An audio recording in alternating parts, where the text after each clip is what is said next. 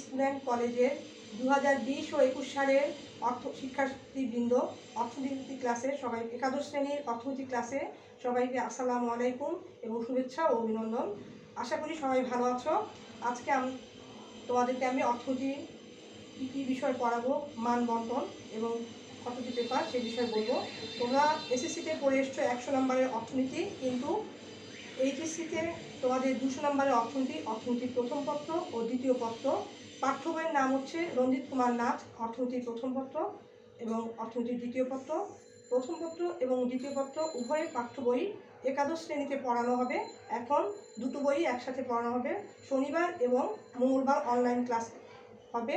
শনিবারের ক্লাস হচ্ছে 10টা 50 থেকে 11টা 20 একাদশ শ্রেণীর ক্লাস, এবং মঙ্গলবার 10টা 10 থেকে 10টা 40 ক্লাস। এখন তোমাদেরকে বলছি, আর জুন পাস কোড হচ্ছে আমার 1 2 3 4। এখানে তোমাদের পরীক্ষা হবে, প্রথম সিটি পরীক্ষায় 25 নম্বর থাকবে, দ্বিতীয় সিটিতে 25 নম্বর, তৃতীয় সিটিতে 25 নম্বর থাকবে। আর প্রথম সেমিস্টার পরীক্ষায় এই 3টা সিটি পরীক্ষায় যেটুকু সিলেবাস পড়ানো হবে সেটুকুর উপর 100 নম্বরের সেমিস্টার পরীক্ষা হবে। এখন আমি বলে দিচ্ছি অর্থনীতি প্রথম পত্রে কী কী সিলেবাস আছে। অর্থনীতির প্রথম সেমিস্টার পরীক্ষায় প্রথম সেমিস্টার পরীক্ষা থাকবে 6ষ্ঠ অধ্যায় মূলধন, 7ম অধ্যায় সংগঠন, এটা অর্থনীতির প্রথম পত্র, আর 8ম অধ্যায় খাজনা। আর অর্থনীতির দ্বিতীয় পত্র থেকে থাকবে বাংলাদেশের অর্থনীতির পরিচয় প্রথম অধ্যায়, আর দ্বিতীয় অধ্যায় বাংলাদেশের কৃষি।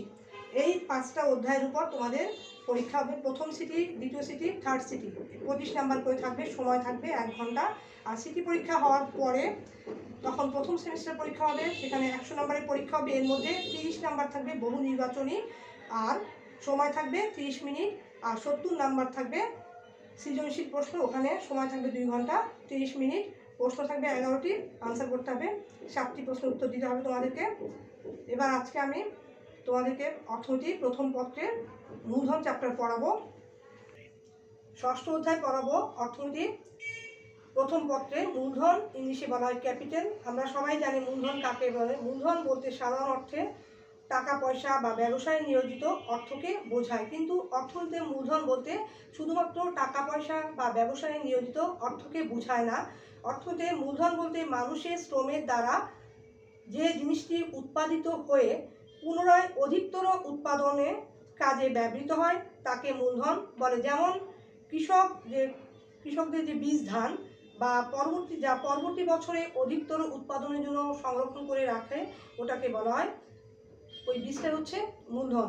অর্থনীতিবিদ চ্যাপম্যানের মতে যে সম্পদ কোনো আয় সৃষ্টি করে অথবা উপার্জনের সহায়তা করে তাই হচ্ছে মূলধন। অধ্যাপক জেস মিলের মতে মূলধন হল ভবিষ্যৎ সম্পদ উৎপাদনের জন্য অতি শ্রমে সংগৃহীত উপাদান। অর্থাৎ বিভিন্ন অর্থনীতিবিদ মূলধনের বিভিন্ন সংজ্ঞা দিয়েছেন। এভাবে আমরা মূলধনের দুটি দৃষ্টিকোণ থেকে আমরা মূলধনকে সংজ্ঞায়িত করতে পারি। একটি দৃষ্টিকোণ হলো বাংলা ব্যবসায় শিক্ষা শাখায় আর অর্থনীতিতে। আর অর্থায়নের ক্ষেত্রে যেমন ব্যবসায় শিক্ষা শাখা আছে অর্থায়ন, যেমন ব্যবসায় কর্তৃক বা যা ব্যবসায় বিনিয়োজিত হয়, অর্থাৎ ব্যবসার ক্ষেত্রে খাটানো হয় যে টাকাটা, সেটা হচ্ছে ব্যবসার ক্ষেত্রে বিনিয়োজিত অর্থ। আর অর্থনীতিকে কীভাবে সংজ্ঞায়িত করবো মূলধনের, সম্পদের যে অংশ উৎপাদনে ব্যবহৃত হয় সেটা হলো মূলধন অর্থনীতির ক্ষেত্রে। এবার আমরা তাহলে বলতে পারি যে মূলধন শব্দটি 3টি পদের সাথে সম্পর্কিত। 3টি পদ হলো কী কী? ওয়েলথ বা সম্পদ, অর্থ মানি এবং আয়। এই 3টি, অর্থাৎ মূলধন 3টি বিষয়ের সাথে সম্পর্কিত, সম্পদ, আয় এবং অর্থ, এই 3টির সাথে সম্পর্কিত।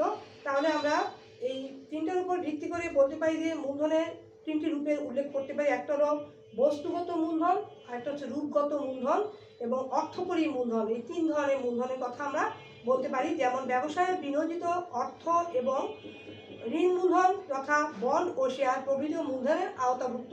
আমি খুব দ্রুত পড়াচ্ছি, যদি মনে করো যে তোমাদের বুঝতে সমস্যা হচ্ছে, আমার ফোন নাম্বার হচ্ছে 01552644045। এই নাম্বারে আমাকে ফোন দিবে। অনলাইন ক্লাসে যদি বুঝতে সমস্যা হয় ফোন করে আমাকে বলবে, আমি আরেকটু ধীরে ধীরে পড়াবো।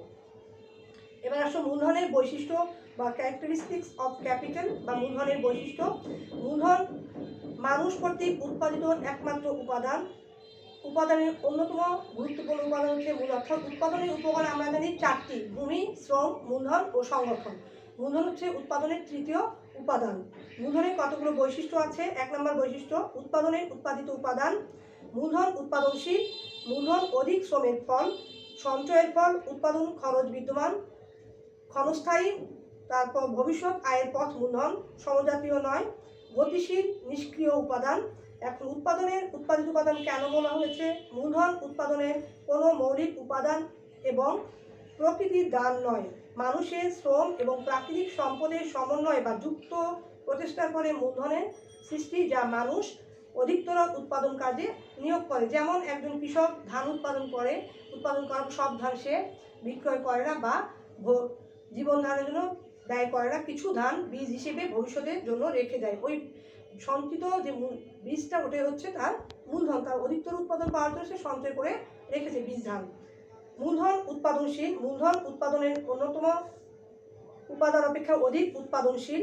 অন্যান্য উপাদান দ্বারা যে পরিমাণ উৎপাদন অর্জন করা যায়, মূলধন দ্বারা আরও অধিক উৎপাদন বৃদ্ধি করা সম্ভব। উৎপাদন ক্ষেত্রে যত বেশি মূলধন নিয়োজিত করা যায়, উৎপাদনের পরিমাণও তত বেশি বৃদ্ধি পায়। এবার আসলে মূলধন অতীত শ্রমের ফল। মূলধন হলো অতীত শ্রমের ফল। এটা প্রকৃতির প্রদত্ত, অর্থাৎ আল্লাহ প্রদত্ত বা প্রকৃতির দান নয়, এটা মানুষকে অর্জন করতে হয়। যেমন কলকারখানা, যন্ত্রপাতি, কাঁচামাল প্রভৃতি মানুষের পরিশ্রমের দ্বারা সৃষ্ট। অর্থাৎ আমরা জানি কলকারখানা এগুলো মানুষের পরিশ্রমের দ্বারা সৃষ্ট, যন্ত্রপাতিও মানুষের তৈরি, কাঁচামাল প্রভৃতি মানুষের পরিশ্রমের দ্বারা সৃষ্ট। তাই এই অধ্যাপক জে.এস. মিল বলেন, মূলধন হলো ভবিষ্যৎ সম্পদের উৎপাদনের জন্য অতি শ্রমের সংগৃহীত উপাদান। সঞ্চয়ের ফল, মূলধন হলো সঞ্চয়ের ফল, অর্থাৎ বর্তমানে মানুষের যে চলতি আয়, সে চলতি আয় সম্পূর্ণ অংশই ভোগ ব্যয় করে না, সে ভবিষ্যতের জন্য কিছু অর্থ সঞ্চয় করে রাখে। সেই সঞ্চিত অর্থটাই সে পরবর্তীতে অধিকতর উৎপাদন পাওয়ার জন্য উৎপাদন কাজে বিনিয়োগ করে থাকে। তাই বলা হয় মূলধন সঞ্চয়ের ফল। ক্ষুদ্র ক্ষুদ্র সঞ্চয় হতে বৃহৎ সঞ্চয় সৃষ্টি হয়। এই বৃহৎ সঞ্চয় একদিন বিনিয়োগ অধিকতর উৎপাদন পাওয়ার জন্য বিনিয়োগ করে থাকে সঞ্চিত অর্থটাকে, তাই এটাকে বলা হয় সঞ্চয়ের ফল, মূলধন। তারপর উৎপাদন খরচ বিদ্যমান। মানুষ তার শ্রমের দ্বারা প্রাকৃতিক সম্পদকে কাজে লাগিয়ে যেহেতু সম্পদ সৃষ্টি করে এবং ভোগ করে, বাকি অংশ অনিশ্চিত ভবিষ্যতের মোকাবেলার জন্য সঞ্চয় করে রাখে, তাই মূলধনকে বলা হয় সঞ্চয়ের ফল। যেমন কেউ যদি 27 লক্ষ টাকা দিয়ে একটা ফ্ল্যাট তৈরি করে, তখন সেই ফ্ল্যাটটা যে তৈরি করলো, অর্থটা খরচ করে 27 লক্ষ টাকা, ওই টাকাটা দিয়ে বাড়ি করে সে একটা ফ্ল্যাট ভাড়া দিতে পারে বা থাকতে পারে, তখন সে ভাড়া দিলে ভাড়া পাবে, সে ভাড়ার টাকাটা তার অতি সঞ্চয় 27 লক্ষ করে সঞ্চয় করলো, করে আবার বিনিয়োগ করলো বাড়ি বানানোর কাজে, তখন তার ভাড়াটি আছে, ভাড়া বাবদ যে অর্থটা আসবে সেটা সঞ্চয়ের ফল, সে অতীত সঞ্চয় ফলটা সে ভোগ করতে পারে। তাই এটাকে বলা হয় মূলধন সঞ্চয়, অতীত সঞ্চয়ের ফল। উৎপাদন খরচ বিদ্যমান। মানুষ তার শ্রমের দ্বারা প্রাকৃতিক সম্পদকে কাজে লাগিয়ে যেহেতু মূলধন সৃষ্টি করে, তাই বলা যায় মূলধনের উৎপাদন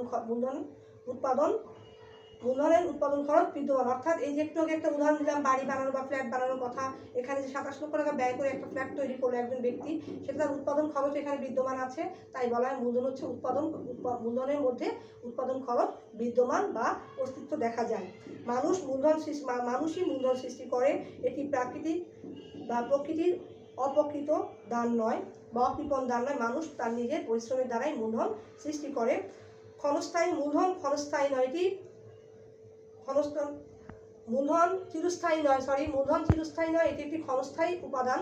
কারণ মূলধনের ক্ষয়ক্ষতিজনিত ব্যয় আছে। অর্থাৎ উৎপাদন ক্ষেত্রে যে আমরা যন্ত্রপাতি ব্যবহার করে থাকি কলকারখানায়, এগুলো কখনো কাজ করতে হতে একসময় অকেজো হয়ে যায়, তখন এগুলোকে আবার মেরামত করতে হয়। তাই মূলধনের ব্যবহারজনিত ক্ষয়ক্ষতিজনিত একটা ব্যয় আছে মূলধনের মধ্যে। এটা যে ব্যবহার করতে যে উৎপাদন ক্ষেত্রে যন্ত্রপাতি বা কলকারখানা যখন নষ্ট হয়ে যায়, এগুলো মেরামত করতে যে অর্থের প্রয়োজন হয়, সেই অর্থটা যখন ব্যয় করা হয়, সেটা তা ওই মূলধনের মধ্যে অন্তর্ভুক্ত থাকে। তাই এটাকে মূলধনকে বলা হয় ব্যবহারজনিত ক্ষয়ক্ষতি মূলধনের মধ্যে বিদ্যমান আছে বা আছে। ইংলিশে বলা হয় ডিসি বা ডিপ্রিসিয়েশন কস্ট বা সিসিএ, ক্যাপিটাল কনজামশন অ্যালাউন্স বলা হয়। অর্থাৎ মূলধনের ক্ষয়ক্ষতিজনিত ব্যয়টা বা সিসিএ বা ডিসি বা ডিপ্রিসিয়েশন কস্ট বা অবচয়জনিত ব্যয় বা সিসিএ, ক্যাপিটাল কনজামশন অ্যালাউন্স বা মূলধনের ক্ষয়ক্ষতিজনিত ব্যয় অন্তর্ভুক্ত থাকে। ভবিষ্যৎ আয়ের পথ। মূলধন ব্যবহারের প্রধান উদ্দেশ্য হলো ভবিষ্যতে আয়ের পথ সৃষ্টি করা। এ লক্ষ্যে মূলধনকে উৎপাদন কাজে নিয়োজিত করে দ্রব্য সামগ্রীর উৎপাদন বৃদ্ধি করা হয়, কারণ ভবিষ্যতে যদি মানুষ মূলধন বিনিয়োগ করে থাকে অধিক উৎপাদনের আশায়, এরূপ উৎপাদন হতে বাজারে ক্রয় বিক্রয়ের মাধ্যমে আয় আহরণ করা হয়, অর্থাৎ এই দ্রব্য ক্রয় বিক্রয়ের মাধ্যমে অতিরিক্ত আয়টা সংগ্রহ করা হয়, তাই মূলধনকে ভবিষ্যৎ আয়ের পথ বলা হয়েছে। সমজাতীয় নয়, মূলধন কখনো সমজাতীয় বা একক সমজাতীয় নয়, কখনো মূলধন বেশি হতে পারে, কখনো কম হতে পারে মূলধন, কারণ বাস্তব পক্ষে মূলধন হলো স্বতন্ত্র ক্রিয়া সম্পন্ন একটি উপাদান, বিবিধ বস্তুর বিভিন্ন অনুপাতের সংমিশ্রণে এক জটিল সমষ্টি। এর প্রতিটি এককের উৎপাদনশীলতা তথা গুণগত মানের পার্থক্য রয়েছে। গতিশীল মূলধন গতিশীল অন্যান্য উপাদানের তুলনায় মূলধন গতিশীল, তাই মূলধনকে এক শিল্প থেকে আরেক শিল্পে, এক স্থান হতে অন্য স্থানে মূলধনকে বিনিয়োগ করা যায়, তাই মূলধনকে বলা হয় গতিশীল উপাদান। নিষ্ক্রিয় উপাদান, মূলধন নিজে কোনো কিছু উৎপাদন করতে পারে না। শ্রম ভিন্ন মূলধন একটি নিষ্ক্রিয় উপাদান, অর্থাৎ মূলধন যদি আমরা সঞ্চয় করে এক জায়গায় রেখে দিই, সেই মূলধনটা সে নিজে নিজে কোনো কিছু করতে পারে না। শ্রম দেয় কে? শ্রমিক বা ব্যক্তি বা ভোক্তা। শ্রম দিয়ে থাকে। শ্রম ভিন্ন মূলধন একটি নিষ্ক্রিয় উপাদান, যেমন যন্ত্রপাতি কলকারখানা নিজেরা কিছু করতে পারে না, এগুলোকে চালনা করতে হয় বা শ্রমিক যুক্ত হয়, তখনই উৎপাদন। যখন শ্রমিক যুক্ত হয়, শ্রমিক যখন যন্ত্রপাতি দ্বারা কাজ করে, তখনই এটা সক্রিয় উপাদান হয়। এমনি শ্রমিক ছাড়া মূলধন একটি নিষ্ক্রিয় উপাদান। এখানে মূলধনের বৈশিষ্ট্য শেষ। এবার আসো মূলধনের প্রকারভেদ। টাইপস অফ ক্যাপিটাল বা মূলধনের প্রকারভেদ। একটু আগে বলেছি মূলধনের বৈশিষ্ট্য, এবার আসবো মূলধনের প্রকারভেদ। মূলধন অনেক প্রকার হতে পারে, যেমন স্থায়িত্বের ভিত্তিতে মূলধন, মালিকানার ভিত্তিতে মূলধন, ব্যবহারের ভিত্তিতে এবং ভোগের ভিত্তিতে মূলধন। স্থায়িত্বের ভিত্তিতে মূলধন দুই প্রকার, একটা হলো স্থায়ী মূলধন, আরেকটা হচ্ছে চলতি বা কার্যকরী মূলধন। চলতি মূলধনের আরেকটা নাম হচ্ছে কার্যকরী মূলধন। অর্থাৎ স্থায়িত্বের ভিত্তিতে মূলধন দুই প্রকার, স্থায়ী মূলধন আর একটা চলতি বা কার্যকরী মূলধন। মালিকানার ভিত্তিতে মূলধন চার প্রকার, ব্যক্তিগত, সামাজিক, জাতীয় ও আন্তর্জাতিক মূলধন। আর ব্যবহারের ভিত্তিতে মূলধন দু প্রকার, একটা হলো আবদ্ধ বা নিমজ্জমান মূলধন, আর একটা হলো ভাসমান মূলধন। ভোগের ভিত্তিতে মূলধন দু প্রকার, একটা উৎপাদন মূলধন আর একটা হচ্ছে ভোগ মূলধন। এবার আমি স্থায়ী মূলধনের বিস্তারিত আলোচনা করব। স্থায়ী মূলধন বা ফিক্সড ক্যাপিটাল, এটি সেই অর্থকে বোঝায় বা নির্দেশ করে যা স্থির সম্পদ ক্রয় করে এবং স্থায়ী ব্যবসায় ব্যবহৃত হয়ে মুনাফা তৈরিতে সাহায্য করে। এ ধরনের মূলধন দীর্ঘমেয়াদী ব্যবহার করা সত্ত্বেও কোনরূপ পরিবর্তন বা ক্ষতি সাধন হয় না, যেমন ভারী যন্ত্রপাতি, স্থায়ী দালান কোঠা, এগুলো হচ্ছে আমাদের স্থায়ী মূলধনের অন্তর্ভুক্ত। ভারী যন্ত্রপাতি এবং স্থায়ী দালান কোঠা স্থায়ী মূলধনের উদাহরণ। তারপর স্থায়ী মূলধনের নির্ধারক সমূহ, অর্থাৎ স্থায়ী মূলধন কী কী বিষয়ের উপর নির্ভর করে বা কীভাবে গঠিত হয় সেটাকে বলা হয় নির্ধারক সমূহ। স্থায়ী মূলধনের নির্ধারক সমূহ হলো ব্যবসায়ের প্রকৃতি, ব্যবসায়ের আকার বা আয়তন, উন্নয়নের পর্যায়, মালিক কর্তৃক বিনিয়োজিত অর্থ, ব্যবসা এবং জায়গার অবস্থান। এগুলো হচ্ছে স্থায়ী মূলধনের নির্ধারক সমূহ। অর্থাৎ স্থায়ী মূলধন গঠন কী কী বিষয়ের উপর নির্ভর করে, এই কটি বিষয়ের কথা বললাম। এবার ব্যবসায়ের প্রতিষ্ঠানটি কি কুটির শিল্প, হস্তশিল্প নাকি যন্ত্রশিল্প, বড় না ছোট, এর মাধ্যমে কী ধরনের উন্নয়ন সাধিত হবে, উদ্যোক্তার নিজস্ব মূলধন কত পরিমাণ বিনিয়োগ করেছে এবং প্রতিষ্ঠানটি কোথায় অবস্থিত, এসব বিষয়ের উপর স্থায়ী মূলধন নির্ভর করে। স্থায়ী মূলধনের কতগুলো বৈশিষ্ট্য আছে। স্থায়ী মূলধনের বৈশিষ্ট্য এক নম্বর হচ্ছে দৃশ্যমান এবং দীর্ঘকালীন উৎস হতে এই মূলধন সংগৃহীত হয় এবং ক্ষয়ক্ষতিজনিত কারণে একটি নির্দিষ্ট সময়ের পর এই মূলধন পুনঃস্থাপন করা প্রয়োজন। এখন তোমার আমাকে প্রশ্ন করতে পারতে যে ক্ষয়ক্ষতিজনিত বলতে কী বোঝায়। আমরা যে উৎপাদন কাজে যে স্থায়ী মূলধনগুলো ব্যবহার করা হয়, ভারী এখানে স্থায়ী মূলধনের উদাহরণ দিয়েছিলাম একটু আগে, দালান কোঠা এবং ভারী যন্ত্রপাতি। এগুলো ব্যবহার করতে করতে দেখা যায় যে দালান কোঠাও অনেক সময় ডিসটেম্পার নষ্ট হয়ে যায়, প্লাস তারপর কালার নষ্ট হয়ে যায়, জানালার গ্লাস ভেঙে যায়, এগুলো রিপেয়ার করতে হয় বা মেরামত করতে হয়। মেরামত করার একটা অর্থের প্রয়োজন হয়, ওটাকে বলা হয় ক্ষয়ক্ষতিজনিত ব্যয় বা খরচ, একটু আগে বলেছি, বা সিসিএ বা ক্যাপিটাল কনজামশন অ্যালাউন্স। এবং এটার আরেকটা নাম আছে ডিসি বা ডিপ্রিসিয়েশন কস্ট বা অবচয়জনিত ব্যয়। এই ক্ষয়ক্ষতি জনিত ব্যয়ের কারণে একটি নির্দিষ্ট সময়ের পর এই মূলধন পুনঃস্থাপন করা প্রয়োজন, অর্থাৎ পুনরায় মেরামত করা বা স্থাপন করার প্রয়োজন হয়।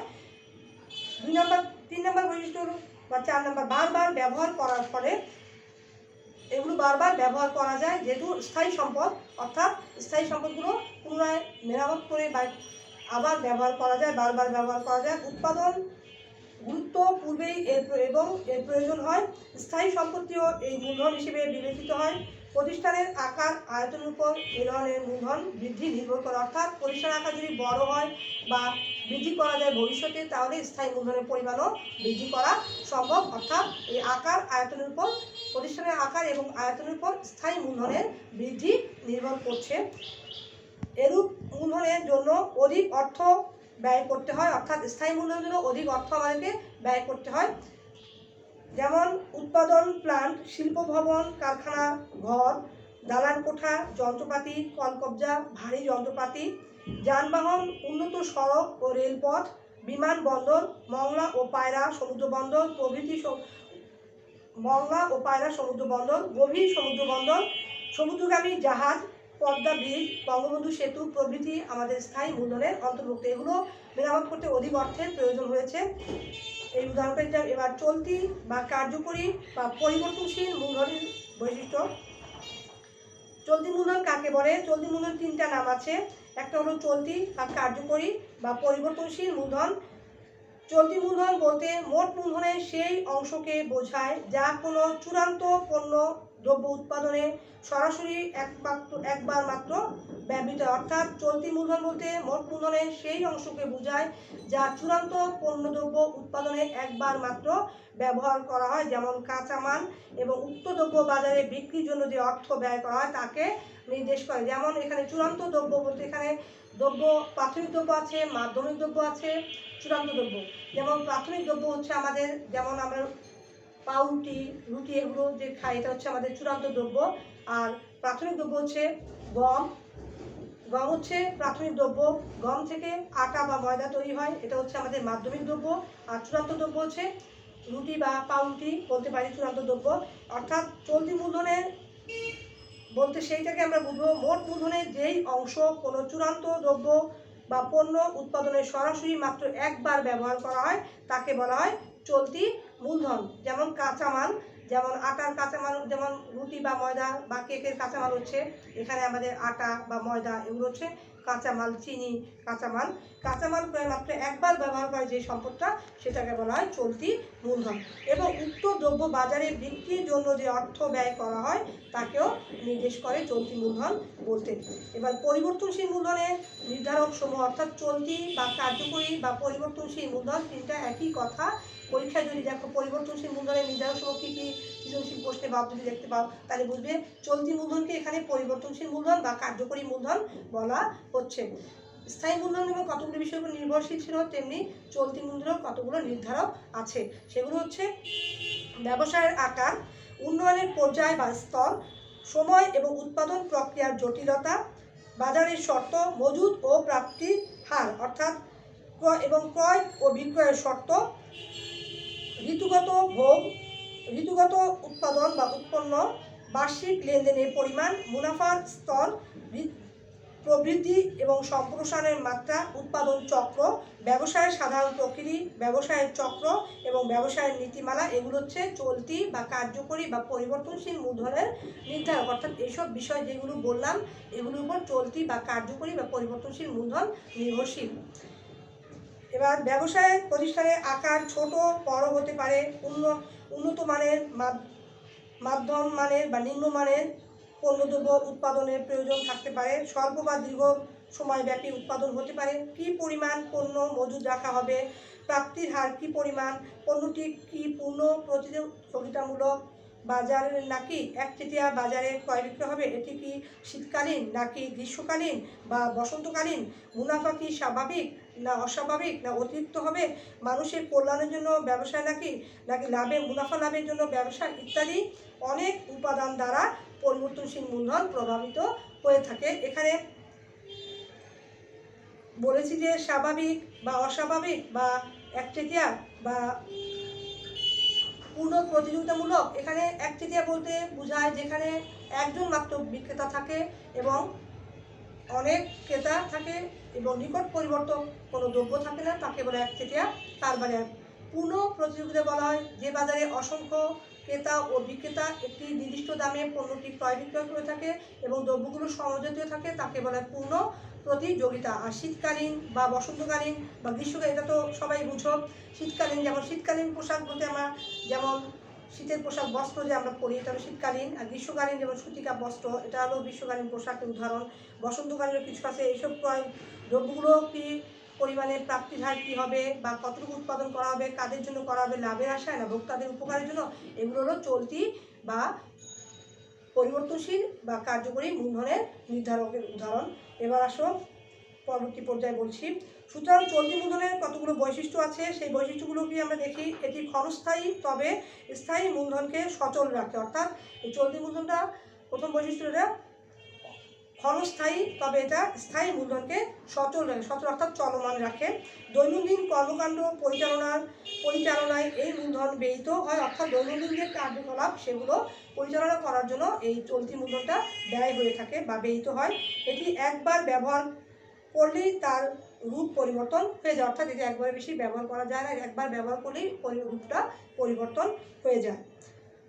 4 নম্বর হচ্ছে স্বল্পমেয়াদী উৎস হতেই চলতি মূলধন সংগৃহীত। স্বল্পমেয়াদী বলতে এখানে বোঝা হচ্ছে 1 বছরের কম সময়কে বলা হয় স্বল্প মেয়াদী, বা 1 বছর বা তার থেকে কিছু সময় কমকে বলা হয় স্বল্পমেয়াদী। চলতি মূলধন বহুগুণ বৃদ্ধি করা যায়, অর্থাৎ পূর্ণ স্থিতিস্থাপক। তাহলে স্থায়ী ও চলতি মূলধনের ধারণা দুটি ব্যক্তি, উদ্যোক্তা বা ব্যবসা প্রতিষ্ঠানের জন্য খুবই গুরুত্বপূর্ণ। এছাড়াও কয়েক প্রকার মূলধন রয়েছে, যেমন ঘূর্ণায়মান মূলধন, নিমজ্জিত মূলধন, ভাসমান মূলধন, তারল্য বা অর্থ মূলধন, প্রকৃত মূলধন, ব্যক্তিগত মূলধন, সামাজিক মূলধন, জাতীয় মূলধন, আন্তর্জাতিক মূলধন, উৎপাদক মূলধন, ভোগ্য মূলধন আর সম্পত্তিগত মূলধন। এখন ঘূর্ণায়মান মূলধন কাকে বলে বলছি। সার্কুলেটিং ক্যাপিটাল বা ঘূর্ণায়মান মূলধন, যে মূলধন কাঁচামাল ক্রয়ে ব্যবহার করা হয় তাকে বলা হয় ঘূর্ণায়মান মূলধন। আবার বলছি, যে মূলধন কাঁচামাল ক্রয়ে ব্যবহার করা হয় তাকে বলা হয় ঘূর্ণায়মান মূলধন। নিমজ্জিত মূলধন বা স্যাঙ্ক ক্যাপিটাল, যে মূলধন দ্রব্যের অত্যন্ত সীমিত ব্যবহার এবং একটি নির্দিষ্ট পণ্য উৎপাদনে ব্যবহৃত হয়। উক্ত মূলধন দ্রব্য ক্রয়ের জন্য যে মূলধন ব্যবহৃত হয় তাকে ডুবন্ত বা নিমজ্জিত মূলধন বলা হয়। যেমন উইভিং মেশিন একমাত্র বস্ত্র নির্মাণ কারখানায় ব্যবহৃত হয়। এখন উইভিং মেশিন ক্রয়ে যে মূলধন ব্যবহৃত হয় তাকে বলা হয় নিমজ্জিত বা ভাসমান মূলধন বলতে পারে। নিমজ্জিত মূলধন বলা যায় বা এটাকে ভাসমান বা ডুবন্ত মূলধনও বলা হয়। এরূপ মূলধনের আরও উদাহরণ হলো স্টিল মিলের লৌহ গলানোর চুল্লি, রেল ইঞ্জিন, কৃষকের কাঠের তৈরি লাঙল, এগুলো হচ্ছে নিমজ্জিত মূলধনের উদাহরণ বা ভাসমান মূলধনের উদাহরণ। নিমজ্জিত মানে হচ্ছে ডুবন্ত মূলধন, ভাসমান না, ডুবন্ত বা নিমজ্জিত মূলধনের উদাহরণ হচ্ছে যেমন লৌহ গলানো চুল্লি, রেল ইঞ্জিন, কৃষকের কাঠের তৈরি লাঙল, এগুলো। এবার বলছি ভাসমান মূলধন কাকে বলে বা ফ্লোটিং ক্যাপিটাল বা ভাসমান, যে মূলধন যে কোনো জায়গায় ব্যবহার করা যায়, যেমন বিদ্যুৎ, যানবাহন, কয়লা, এসব ক্ষেত্রে ব্যবহার করা যায় তাকে বলা হয় ভাসমান মূলধন। তারল্য বা অর্থ মূলধন, বিভিন্ন প্রকার মূলধন দ্রব্য এবং কাঁচামাল ক্রয়ে যে মূলধনের ব্যবহৃত হয় তাকে বলা হয় তারল্য বা অর্থ মূলধন।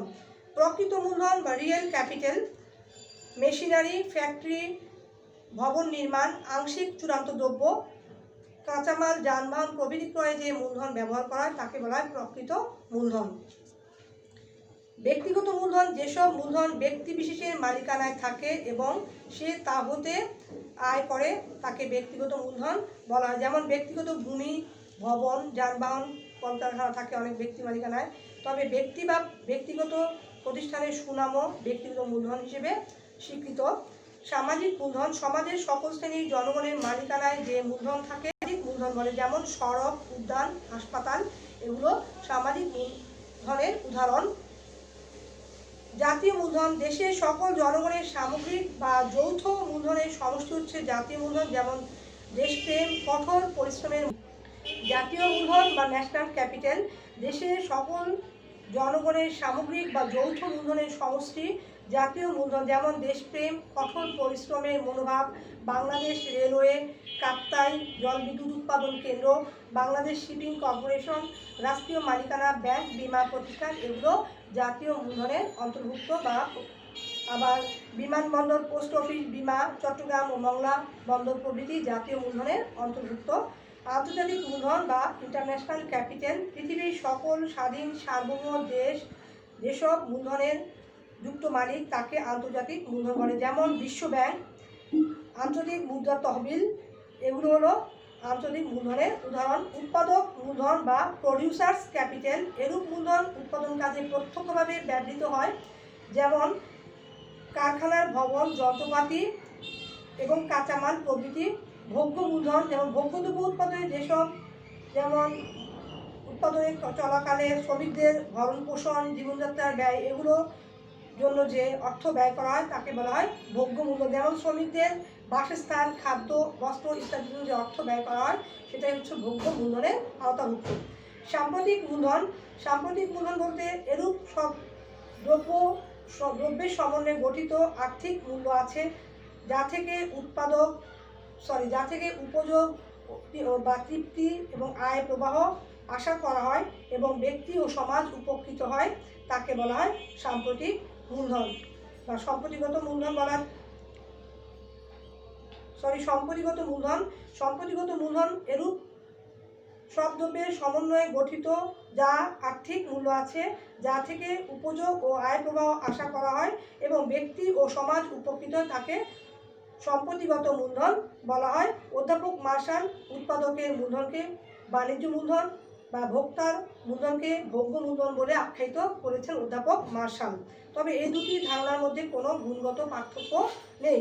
যেমন কোনো ভবনে বসবাস করলে ভোগ্য মূলধন, কিন্তু উক্ত ভবনে কারখানা স্থাপন করা হলে ওটা হবে উৎপাদক মূলধন হিসেবে গণ্য হবে বা গণ্য করা হয়। কিন্তু যখন সঞ্চয় বা ভোগের ক্ষেত্রে অর্থ ব্যবহৃত হবে তখন একে মূলধন বলা যাবে না, কারণ এক্ষেত্রে অর্থ উপাদান হিসেবে ব্যবহার করা হয়নি। স্থায়ী মূলধন এবং চলতি মূলধনের মধ্যে কিছু পার্থক্য রয়েছে। সেগুলো হলো যে কোনো উৎপাদন প্রতিষ্ঠান বা ব্যবসায়িক প্রতিষ্ঠান পরিচালনার ক্ষেত্রে প্রসারিত দৃষ্টিকোণ থেকে প্রধানত দু ধরনের মূলধন ব্যবহার হয়, একটা হচ্ছে স্থায়ী মূলধন ও চলতি মূলধন। কিন্তু এই দু ধরনের মূলধনের মধ্যে কিছু মৌলিক পার্থক্য রয়েছে। যেমন স্থায়ী মূলধন, স্থায়ী সম্পত্তি ক্রয়ে বিনিয়োগ করা হয় তাকে স্থায়ী মূলধন বলে। পক্ষান্তরে যে মূলধন চলতি বা অস্থায়ী সম্পত্তিতে আবশ্যিকভাবে বিনিয়োগ করা তাকে চলতি মূলধন বলা হয়। স্থায়ী মূলধন দীর্ঘস্থায়ী হয়ে থাকে, বারবার ব্যবহার করা গেলেও এটা চলতি মূলধনের মতো ক্ষণস্থায়ী নয়। কিন্তু চলতি মূলধন বারবার ব্যবহার করলে এটা ক্ষণস্থায়ী, একবার ব্যবহার করলেই চলতি মূলধন নিঃশেষ হয়ে যায়। কিন্তু স্থায়ী মূলধন বারবার ব্যবহার করা যায়, আর চলতি মূলধন শুধুমাত্র একবারই ব্যবহার করা হলে সেটা নিঃশেষ হয়ে যায়। 3 নম্বর পার্থক্য, স্থিতিস্থাপকতা। স্থায়ী মূলধন তুলনামূলকভাবে অস্থিতিস্থাপক, হঠাৎ করে বাড়ানো বা কমানো যায় না। কিন্তু পক্ষান্তরে প্রয়োজনের প্রেক্ষিতে চলতি মূলধন সহজেই হ্রাস বৃদ্ধি করা যায়। উৎস অর্থাৎ কোথা থেকে সংগৃহীত হবে। স্থায়ী মূলধন বেশিরভাগ ক্ষেত্রে দীর্ঘমেয়াদী ও প্রাতিষ্ঠানিক উৎস থেকে সংগ্রহ করা হয়। পক্ষান্তরে চলতি মূলধন বেশিরভাগ ক্ষেত্রেই স্বল্পমেয়াদী এবং অপ্রাতিষ্ঠানিক বা ব্যক্তিগত উৎস থেকে সংগৃহীত হয়। উদাহরণ যেমন কোনো প্রতিষ্ঠানে ব্যবহৃত জমি, ঘরবাড়ি, আসবাবপত্র প্রভৃতি। স্থায়ী কর্মকর্তার বেতন ভাতা, যন্ত্রপাতি, কলকবজা ইত্যাদি স্থায়ী মূলধনের শ্রেণীভুক্ত। পক্ষান্তরে উৎপাদন কাজে ব্যবহৃত কাঁচামাল, সার, বীজ, ভাসমান শ্রমিকদের মজুরি ইত্যাদি চলতি মূলধনের শ্রেণীভুক্ত। আর তুলনামূলক গুরুত্ব, সাধারণত বৃহদায়তন, ভারী ও মৌলিক শিল্পের ক্ষেত্রে স্থায়ী মূলধনের গুরুত্ব অনেক বেশি চলতি মূলধন অপেক্ষা।